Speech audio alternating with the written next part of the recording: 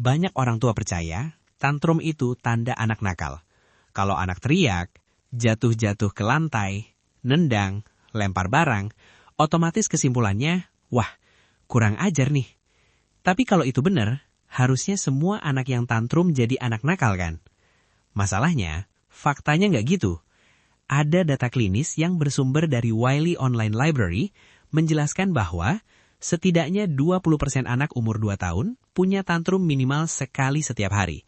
Dan di umur 3 tahun, sekitar 18%. Artinya apa? Artinya, perilaku yang kita sebut nakal ini ternyata cukup umum di umur segitu. Terus, ada riset lain yang ngebongkar asumsi populer. Kayaknya semua anak tantrum tiap hari deh. Ternyata, tantrum harian itu kurang dari 10% anak prasekolah. Jadi, tantrum itu umum, tapi tantrum setiap hari itu nggak normal-normal amat. Nah, pertanyaannya, kalau tantrum bukan sekedar nakal, sebenarnya apa yang terjadi? Welcome di kelas kehidupan versi parenting. Hari ini kita bahas, tantrum usia 1-3 tahun itu bukan anak jahat, tapi otak yang lagi kewalahan. Enjoy! Sekarang, kita masuk ke skenario yang semua orang tua kayaknya pernah ngalamin. Lo lagi di minimarket. Anak lo umur 2 tahunan. Dia minta snack yang bungkusnya kuning. Lo ambilin. Dia lihat. Terus dia teriak, "Bukan itu!" Dia jatuh ke lantai, nangisnya kencang. Kaki nendang-nendang. Orang-orang ngeliatin. Lo berdiri kayak NPC yang tiba-tiba lupa skrip. Di kepala lo cuma ada 2 pilihan. 1. Gue malu. 2. Ini anak kok gini banget sih? Nakal? Nah, ini dia masalahnya. Kita sering salah diagnosis. Kita ngelihat tantrum sebagai masalah moral. Anak bandel. Padahal, seringnya tantrum itu masalah biologis. Anak belum mampu ngatur emosi. Inilah yang kebanyakan orang tidak sadari. Toddler itu punya gas emosi yang kencang, tapi rem kontrol diri yang masih lemah. Gini deh. Bayangin otak anak itu kayak kota. Bagian emosi itu kayak warga plus sirine plus panik. Cepet banget reaksinya. Bagian kontrol diri itu kayak polisi lalu lintas yang ngatur biar semua rapi. Masalahnya, polisi lalu lintasnya masih magang. Belum banyak personil. Belum kuat ngatur macetnya emosi. Jadi pas ada pemicu kecil yang buat kita sepele, buat dia bisa jadi krisis nasional. Dan disinilah semuanya jadi benar-benar menarik.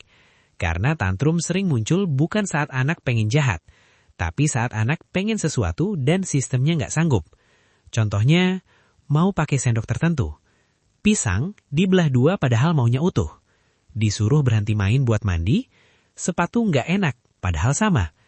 Itu bukan karena dia pengen bikin hidup lo susah. Itu karena otaknya lagi overload. Sekarang mungkin lo berpikir, tapi anak gue kayaknya manipulatif deh. Dia nangis biar diturutin. Oke, ini lucu sih, tapi gini. Toddler itu bukan politisi. Anak umur 1-3 tahun itu biasanya belum bisa mikir licik atau bikin rencana kayak orang dewasa. Jadi ketika dia tantrum, itu bukan karena dia mikir, kalau aku teriak lama nanti mama pasti nyerah. Yang lebih sering terjadi itu simple. Frustrasi, capek, gak bisa ngomongin perasaannya sama dengan emosi. Dan NIMH juga bilang, mayoritas anak kecil memang kadang kehilangan kontrol. Tapi tantrum harian atau tantrum yang isinya perilaku agresif atau merusak, itu lebih nggak biasa. Dan bisa jadi sinyal masalah yang perlu dicek.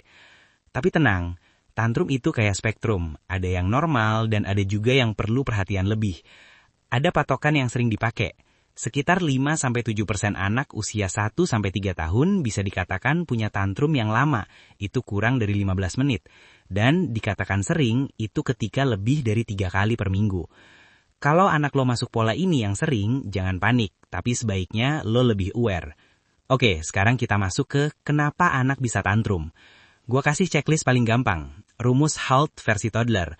Lo cek 4 hal ini dulu sebelum lo emosi ke anak. 1. Hungry. Lapar.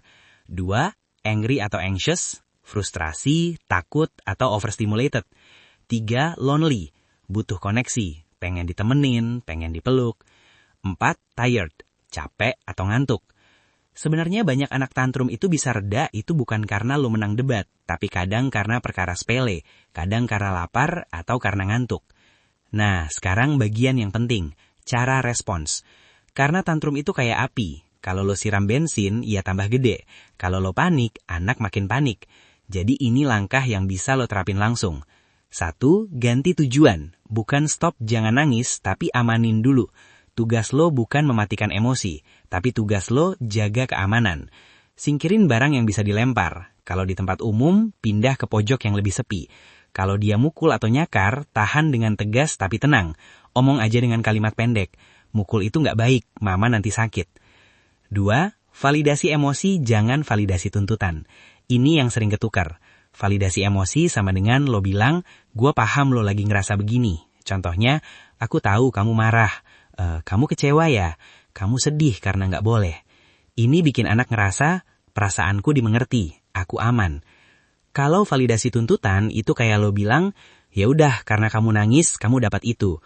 Contohnya, oke, nih mama beliin. Atau, ya udah ambil aja deh biar diem. Atau, oke, kamu menang. Ini ngajarin anak, kalau aku teriak, aku dapat yang aku mau. 3. Jangan emosi pas otak lagi offline. Kalau emosi lagi tinggi, kemampuan mikir anak berkurang. Jadi omongan panjang itu cuma percuma. Masuk kuping kiri, keluar kuping kanan. Nanti pas udah reda, baru diberikan nasihat. 4. Kasih pilihan kecil biar dia ngerasa punya kontrol. Tantrum sering muncul karena anak ngerasa semuanya diputusin orang dewasa. Jadi sebaiknya pakai pilihan yang sama-sama aman. Kamu mau jalan sendiri atau digendong? Mau gelas biru atau gelas merah? Anak diberikan opsi. Pilihan kecil itu kayak ngasih rem tambahan. 5. Abis reda, baru lo masuk. Berikan nasihat. Kalau kamu marah, bilang, Mah, aku marah. Atau tunjuk yang kamu mau. Pelan-pelan, latih secara konsisten. Sekarang bagian keberatan yang biasanya muncul. Lo pasti mikir, tapi kalau gue tenang, dia nanti makin jadi nangis dong. Ini yang suka bikin orang salah kaprah. Tenang itu bukan berarti kalah. Tenang itu berarti lo pegang kontrol situasi. Johns Hopkins ngingetin, perhatian yang berlebihan di tengah tantrum bisa bikin anak belajar. Oh, kalau gue makin heboh, gue makin dapat respons. Jadi, lo tetap hadir, tapi jangan ikut ke bawah drama. Hadir itu, aku di sini, bukan negosiasi 20 menit, lalu panik atau nyerah total. Terus, kapan harus konsultasi? Kalau lo lihat pola kayak gini, tantrum sering banget dan lama banget, anak melukai diri atau orang lain, atau ada kecurigaan anak keterlambatan komunikasi, lo boleh cek ke dokter anak atau psikolog perkembangan. Dan buat screening perkembangan, AAP atau CDC merekomendasikan screening umum di umur 9, 18, 30 bulan, dan screening autism di 18 dan 24 bulan, atau kapanpun kalau orang tua punya kekhawatiran. Ini bukan buat nakut-nakutin, ini buat ngasih pagar pengaman. Oke, gue tutup dengan satu insight yang mungkin paling penting. Inilah yang kebanyakan orang tidak sadari. Kita sering nuntut toddler punya kontrol diri yang bahkan orang dewasa aja suka gagal. Tantrum itu bukan bukti anak lo nakal. Seringnya itu bukti anak lo lagi belajar. Belajar ngerasain emosi gede dengan badan kecil dan skill yang masih minim. Jadi kalau hari ini lo berhasil tetap tenang, walau malu diliatin orang, itu bukan hal kecil. Itu latihan untuk kebaikan masa depan anak lo. Kalau lo suka format video kayak gini, tulis di komentar, tantrum paling absurd yang pernah lo alami apa? Biar kita belajar dan sharing bareng. Terus kalau lo mau, gue bisa bikin part 2. Kalimat pendek yang bisa lo ucapin pas tantrum. Komen aja. Like, subscribe, dan share ke pasangan lo, biar yang belajar nggak cuma satu orang. That's all for today. Jangan lupa relax, jangan lupa waras. Oke, sampai sini dulu. Sampai jumpa di video selanjutnya.